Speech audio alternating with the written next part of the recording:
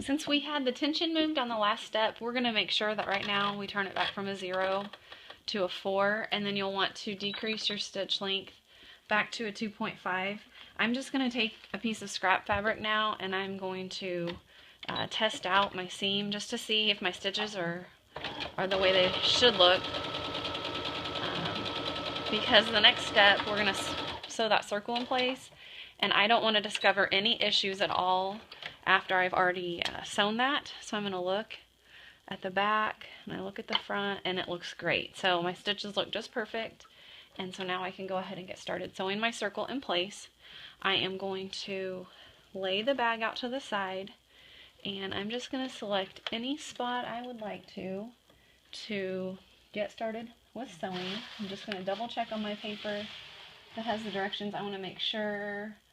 Okay, it is a 5/8. So 5/8 is going to be off to the side over here. So it's not even with that line that I've already done. 5/8 right over here. I'm going to put my needle down, drop my presser foot. Okay, I do want a back stitch on this, so I'm going to stitch forward just a couple stitches, and then I'm going to reverse back.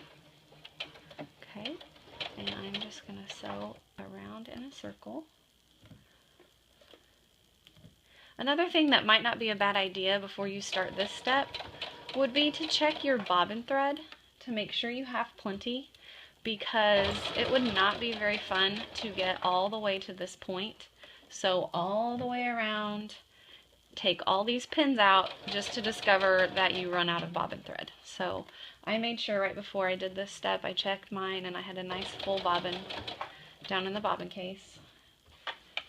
The other thing you want to be careful with is making sure that the bag stays out of the way. You don't want to accidentally sew the bag in with the bottom, but that is a common thing that happens, so just be very careful about that.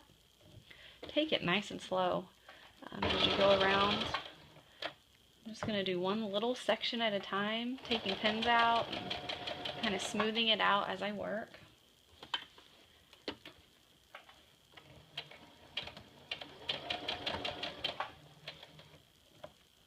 And not that we're looking for perfection, that's hard to achieve, but we want to do the very best that you can on this.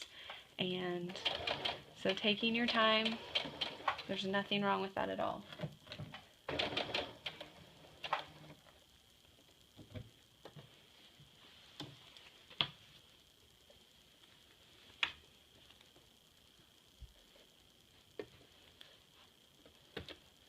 Okay, I'm coming across that seam that I had originally sewn, that stay stitch, and the side seam with the loop. So this is going to be a pretty thick spot that you're going to be sewing through when you get to that point. Right here. No trouble. Kind of what I'm doing now is, instead of even watching the 5/8 line over here, since I know that I had a 3/8 seam just now, I'm kind of just looking at that and watching the distance from it, and I'm staying the same distance from that original seam all the way around. Okay.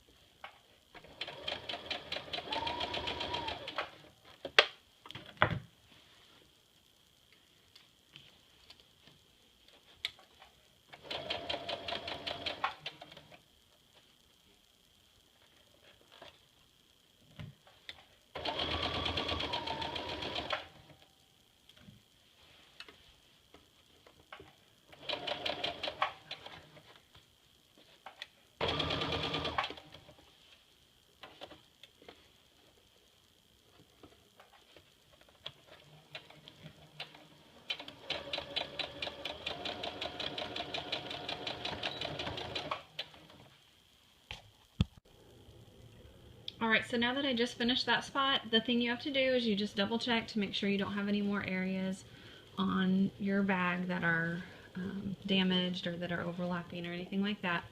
And once you've done that, you just take it right back to the sewing machine and you sew all the way around it one more time. So you'll have a double layer of threads, and that just reinforces that seam. So if you carry books or anything in your bag, like, it won't rip through the bottom. Another option, this time I'm just showing you, I've already started here, but I've got my bag laying in a different direction. So instead of the circle up, I have the side of the bag up, and the circle is on the inside here. It's just a different way of doing it. I was going to try it out, and you can kind of play with it and see, you know, which way you like, which way you prefer. I'm just kind of smoothing the bag out as I go. I'm doing the reinforcement stitch down at the bottom, so I've already sewn around 5/8 all the way around one time, and I'm doing it the second time just to reinforce the seam.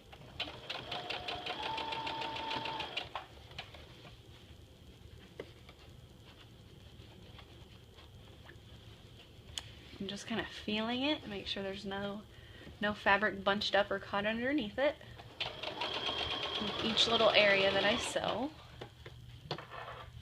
And just keep going all the way around.